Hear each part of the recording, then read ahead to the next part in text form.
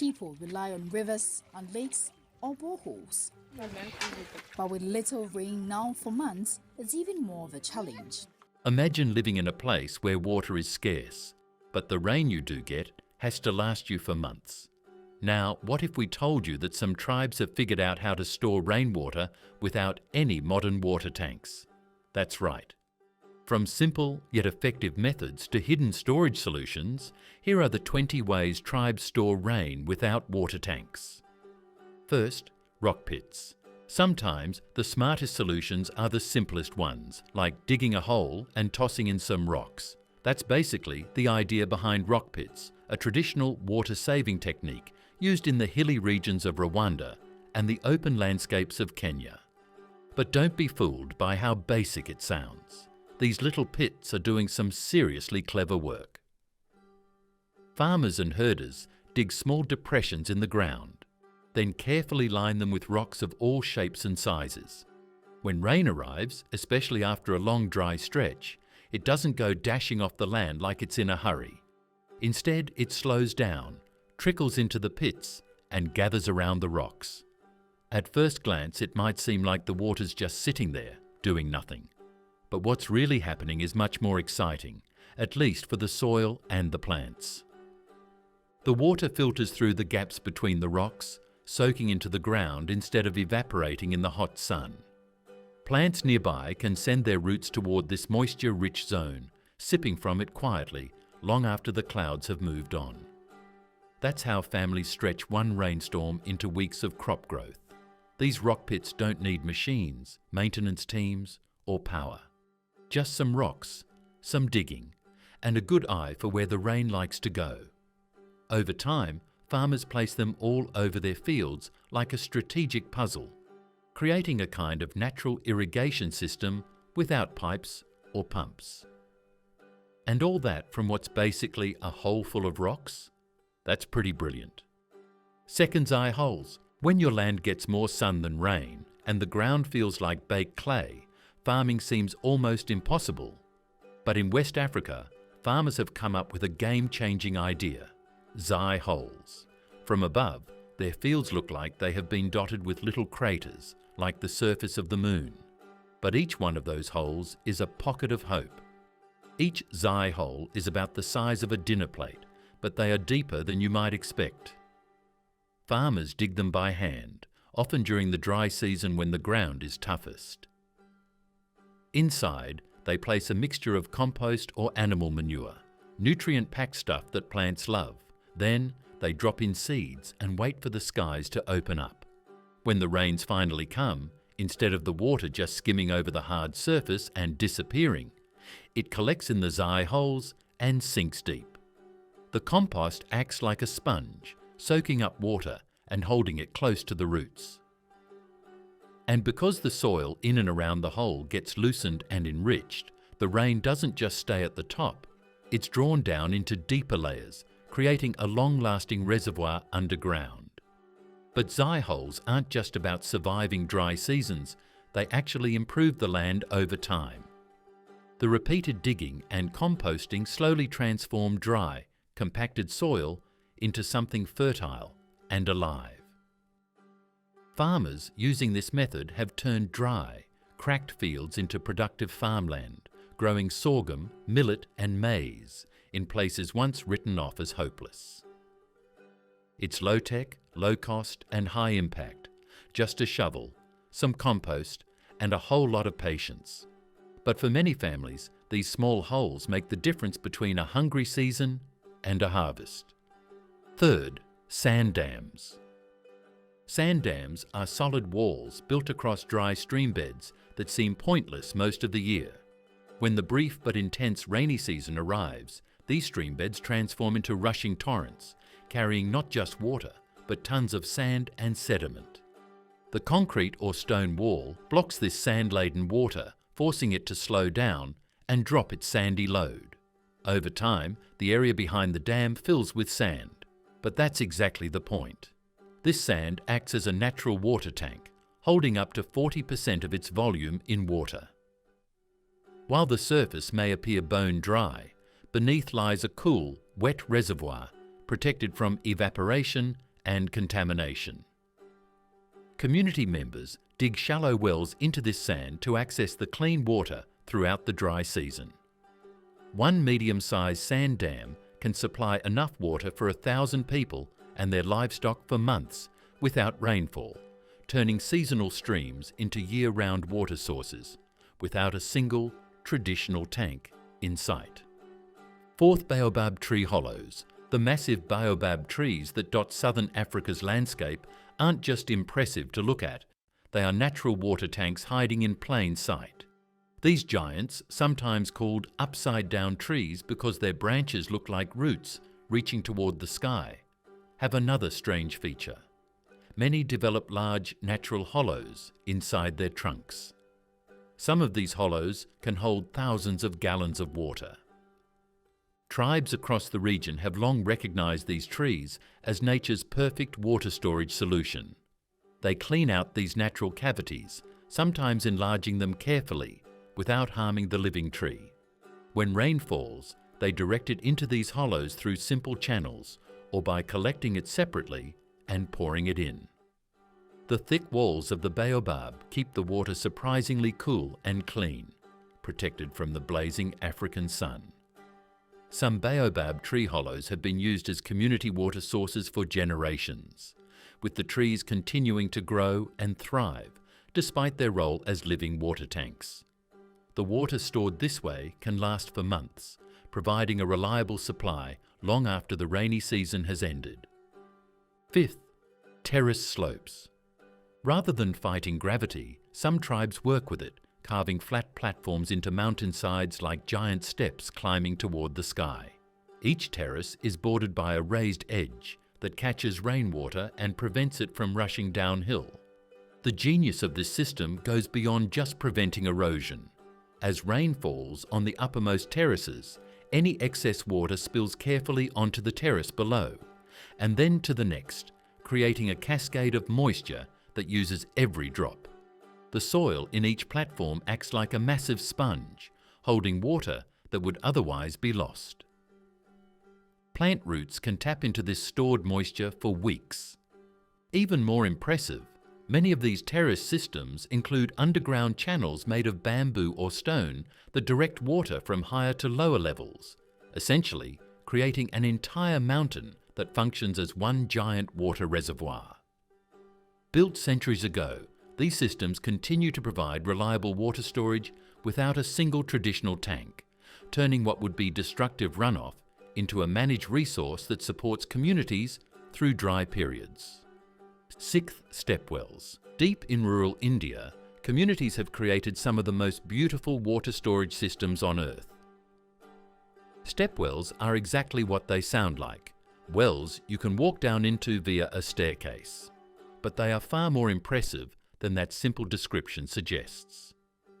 These structures begin at ground level with a wide entrance that narrows as a person descends dozens or even hundreds of stone steps into the earth. At the bottom lies a pool fed by groundwater, but that's only part of the story. During monsoon season, rainwater floods into these structures, refilling both the visible pool and the surrounding earth. As water levels rise, different levels of the stepwell become submerged, and as the dry season progresses, the water gradually recedes, exposing more steps. This allows access to water year-round, no matter how low the level drops. The genius of stepwells is that they combine groundwater access with rainwater harvesting in a single structure that's naturally cool and often stunningly decorated with carvings and columns. Some stepwells have been in continuous use for over 1,000 years, providing water storage without conventional tanks through countless generations of drought and rainfall. 7. Bamboo water pipes. Bamboo grows abundantly in these regions, and its natural structure, hollow segments separated by solid joints, makes it nature's perfect pipe. Tribal communities harvest mature bamboo stalks and remove the inner dividing walls, creating long, durable tubes that can transport water over considerable distances. These bamboo pipelines channel rainwater from catchment areas on hillsides down to community access points. But the system doesn't stop at transport. The pipes often lead to underground chambers lined with stone or to natural depressions in rock where water collects. The bamboo itself can store small amounts of water, but its real value is in moving rainfall quickly from where it falls to where it can be safely kept. In some villages, elaborate networks of bamboo pipes hang along cliff faces or cross valleys on simple suspension structures, creating gravity-fed water systems that require no electricity or pumps. The slight natural filtration provided by bamboo's inner surface helps keep the water clean, while the underground stone basins remain cool year-round, reducing evaporation. When pipes wear out, new bamboo is readily available from the surrounding forest, making this one of the most sustainable water storage systems ever devised. 8. Underground cisterns. Long before European contact, Pueblo tribes in what is now the American Southwest developed sophisticated ways to deal with their harsh desert environment. One of their cleverest innovations was the underground cistern, essentially a waterproof room buried beneath their homes or community spaces. The Pueblo people would shape the earth above these chambers to slope gently toward collection points, ensuring that precious rainfall would flow exactly where they wanted it. Clay-lined channels directed water from flat rooftops and courtyards into these underground chambers, which were often sealed with clay, stone, or later lime plaster to prevent seepage. The genius of this approach was multi-layered. Not only did it collect water efficiently, but by storing it underground, they dramatically reduced evaporation in the desert heat. The surrounding earth kept the water cool and fresh, while the dark, enclosed space prevented algae growth. Some cisterns were accessible via ladders or steps for dipping water out directly, while others had small openings that allowed water to be drawn up in buckets. This approach to water storage worked so well that variations of it spread throughout the arid Southwest, with each tribe adapting the basic concept to their specific environmental conditions and building materials. 9. Tarai ponds. In the foothills of the Himalayas, Nepalese tribes have perfected a water storage system that works with the natural landscape rather than fighting against it.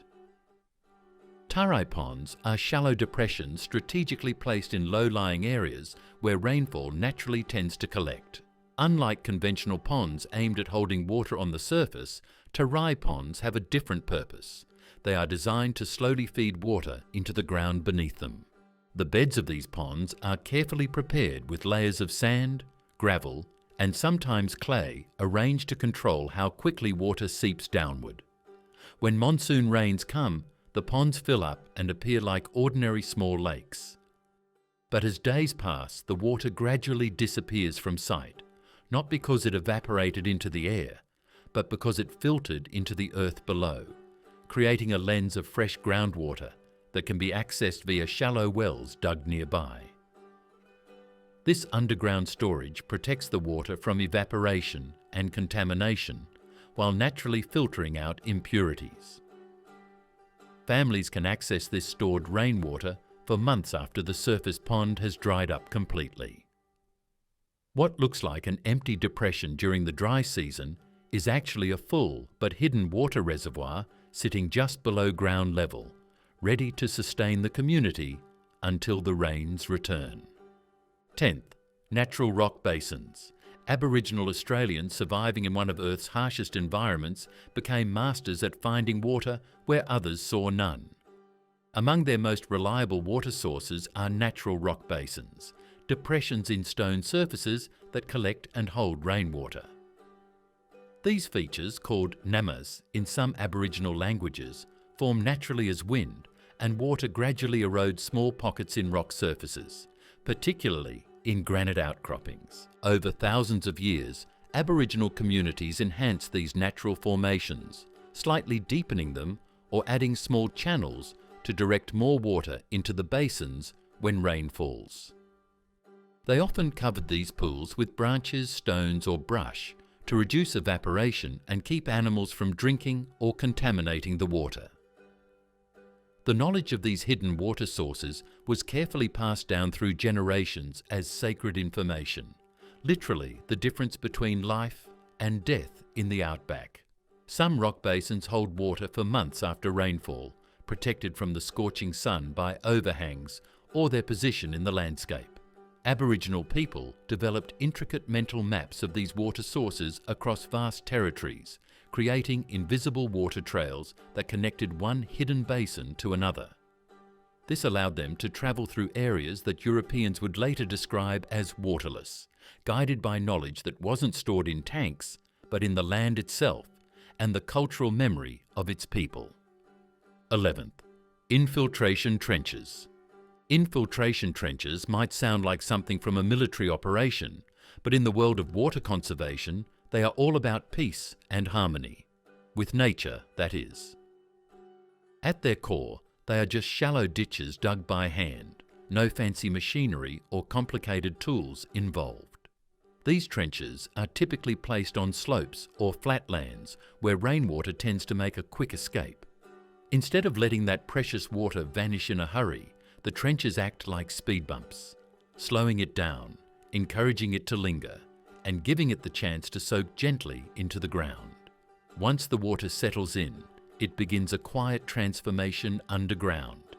It moistens the soil, nourishes plant roots, and even helps refill underground aquifers. The layout is smart too. These trenches are often aligned in a series, like a chain of mini water catchers, working together to make sure every drop counts. To make things even more effective and a bit prettier, people often plant grass or small shrubs along the edges. These aren't just for show, they help anchor the soil and prevent erosion. Sometimes you will spot stones lining the bottom of the trenches, giving them extra strength and structure. It's a neat, low-tech trick that works wonders. The best part? No pipes, no pumps, no electricity bills, just gravity doing its job, and a bit of thoughtful planning. In dry seasons, farmers love how the moisture sticks around longer, giving their crops a better shot at survival. In many tribal communities, this method has been passed down like a family recipe, simple, reliable, and surprisingly effective. Who knew a bunch of ditches could be so helpful? 12th, earth dams. Now, let's talk about earth dams, also known as the mud and mussel method of storing water. These aren't the towering concrete beasts you see on postcards. Nope, these are humble, hard-working structures built with local hands and local materials. Soil, clay, rocks, and a whole lot of teamwork. It usually starts with picking the right spot, somewhere low-lying where rainwater naturally pools, like the bottom of a slope, or at the edge of a terraced field. Then comes the layering process. Clay for sealing, soil for strength, stones for support. Think of it as nature's version of lasagna, just less cheesy and more waterproof. When the rains come, the dam holds the water back, forming a small seasonal pond. This water doesn't just sit around looking pretty, it's put to work. It's released slowly to irrigate crops, especially in areas with terrace farming, where every drop matters. The clay lining is the real MVP here. It stops water from leaking out too fast, giving farmers a steady supply over time. To keep everything in shape, people often plant grass on the dam's surface. This not only stops erosion, but also gives the dam a bit of a green makeover. While these dams aren't huge, they punch well above their weight. They support farming, provide drinking water for animals, and sometimes even host fish or aquatic plants. And all this is built by hand, using what's available nearby.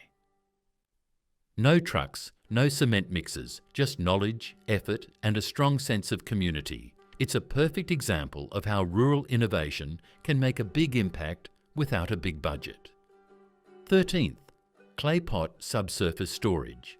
Imagine watering your garden with a magic pot that never spills, never dries out too fast, and knows just how thirsty your plants are.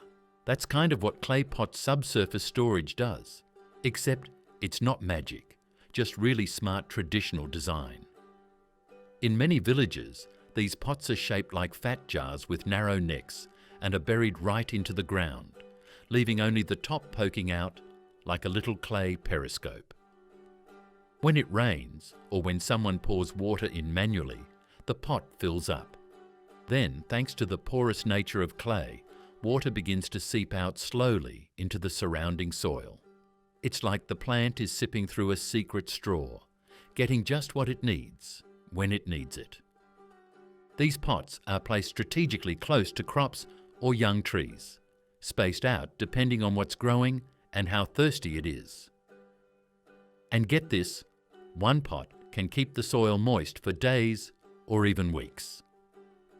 That means less work for the farmer, less wasted water and happier plants. It's especially great during dry spells when water is scarce and every drop has to be used wisely. Another cool bonus, because the water is underground, there's hardly any evaporation. That's a big win in hot sunny regions. No puddles, no runoff, no soggy mess. Just efficient hydration straight to the roots. Plus, these pots are usually made from locally sourced clay, shaped by skilled hands and fired in traditional kilns. With proper care, they can last for years, quietly doing their job without any fuss. 14th leaf funnel systems. When it comes to catching rain, some tribes turn to the nearest tree for help. They take big, wide leaves from plants like banana, taro or palm and shape them into natural funnels. These leaves are carefully placed at angles to catch rain as it falls and guide it toward a buried container or shallow pit. Sometimes they even attach a stick underneath to keep the leaf stable and make sure the water flows in the right direction. It's a creative way of using what's around without building anything complicated. These funnel systems are usually set up near homes or gardens, especially when people want to capture rain without fancy tools. Once the leaves wear out, they're replaced with new ones. Some folks even lay several leaves together to collect more water at once. The method might look simple, but it helps reduce waste and supports small-scale farming or cooking needs. When clean rain is collected directly like this, it's often used for drinking or washing. It's another quiet example of how traditional knowledge turns nature into a helpful tool. 15. Living fences as catchers. Living fences might look like just a nice touch to the edges of a field, but they've got a lot more going on than meets the eye. Sure, they help keep wandering goats or curious cows from stomping into crops, but their real superpower? Water management. These fences are made from tightly planted shrubs, trees or even tall grasses, lined up shoulder to shoulder like a leafy wall. When the rains come rushing across the land, instead of letting all that water wash away, these green barriers slow things down. The thick vegetation acts like a sponge filter, catching the water and gently encouraging it to seep into the soil instead of sliding off like it's late for an appointment. Beneath the surface, the roots are doing overtime, holding the soil together, reducing erosion, and locking in moisture. Over time, that area around the fence becomes a little pocket of fertility.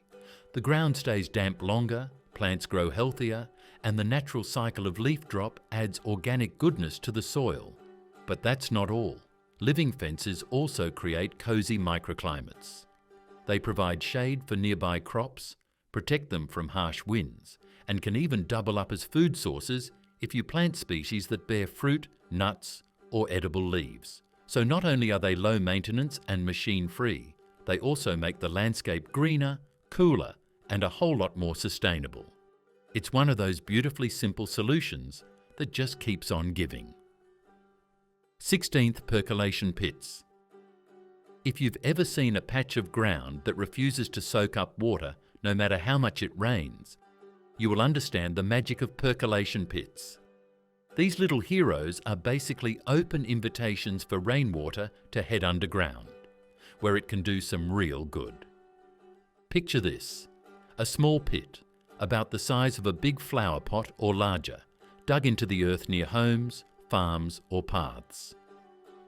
It's filled with layers of gravel, sand, and stones, kind of like a lasagna made for thirsty land. When rainwater hits the ground and starts to collect, instead of forming puddles or racing away, it flows into these pits. From there, it trickles down slowly through the gaps in the layers, slipping beneath the surface to recharge wells and underground aquifers. They may not look fancy, but these pits are doing some serious behind-the-scenes work. Over time, they boost groundwater levels, improve soil moisture, and help reduce flooding in areas that get sudden, heavy rains. Best part? They are incredibly low cost and easy to build. No need for cement, pumps, or professional tools. Just a shovel, some locally sourced materials, and a bit of effort. People sometimes add little guiding walls or channels to make sure even more water finds its way into the pit during a downpour. And while you won't see water being stored like in a tank, you will see the benefits in healthier crops, deeper wells, and more resilient land. 17th, roof thatch channels. Tribal homes often have thatched roofs made from palm leaves or grass, and these roofs do more than just provide shelter. They are shaped with a gentle slope, so rainwater runs down in a steady stream. But instead of letting that water splash into the ground, people use coconut shells, clay jars, or gourds to catch it. Some even create small wooden or bamboo channels that lead from the edge of the roof to the container. The collected water is usually used for drinking, cooking, or washing, especially since it's the cleanest water available. In some communities, this is the only reliable source of fresh water during dry months. And because it doesn't involve plastic pipes or pumps, it's completely natural and sustainable. The materials are all locally available and easy to replace when needed. This method may seem small scale, but for families in remote areas, it's a lifeline that makes every drop of rain count. 18. Catchment courtyards. Catchment courtyards are clever designs built into the layout of a home. Instead of having a flat or randomly shaped yard, the courtyard is gently sloped so that rainwater naturally flows toward a central point. In the middle, there's often a pit, a lined basin, or a simple tank where the water is collected. During heavy rains, these yards become rain harvesting stations. Once the water is stored, it can be used over the following days or weeks for daily needs. What makes this setup special is that it's both practical and hidden in plain sight. There's no need to install pipes or build big collection tanks separately. The house itself does the job. In dry regions, families even clean the courtyard regularly to make sure the water stays as clean as possible. The space serves many purposes. It's a gathering area during dry days and a water collecting spot when it rains. Over time, this smart use of space helps families stay self-reliant and reduces their need to travel far for water. 19th, check dams. Check dams are small walls made of mud, stones, or branches built across seasonal streams or dry gullies. When it rains, water rushes through these channels, but the dam slows it down. The water gathers behind the wall, creating a shallow pool. This water then sinks into the ground, rather than washing away quickly. Some of it stays on the surface long enough to be used for farming or animals, while the rest helps refill underground wells. Building check dams doesn't take a lot of money, but it does take planning. People often walk the land first to find the best spots where runoff is the strongest. Then, they build the dam just high enough to slow the flow without blocking it completely. Over time, the land behind the dam becomes greener and even the water table rises. You will often see grasses or small trees growing where it used to be dry. It's proof that stopping water for just a little while can bring long-term change. 20. Tree ring basins. When planting trees, many tribes dig circular basins around them. These rings catch rainwater and guide it straight to the tree's roots. Without the ring, most water would just run off and disappear, especially during short, heavy rains. But with the basin in place, the water stops, gathers, and slowly sinks in. This helps the soil stay moist longer and the tree grows stronger. Even during dry months, the moisture stored around the root zone helps keep the tree alive. These basins are often lined with mulch or small rocks to keep water from evaporating too fast. Some people also add compost or organic matter into the ring to feed the soil while it stays damp. What's nice about this method is that it doesn't take much effort to maintain, but it gives the tree a big advantage. Over time, as the tree grows, the basin can be widened to catch even more water. It's a small change that makes a big difference, especially in places where every drop of rain is precious. I don't know about you, but I find these techniques impressive. What do you think?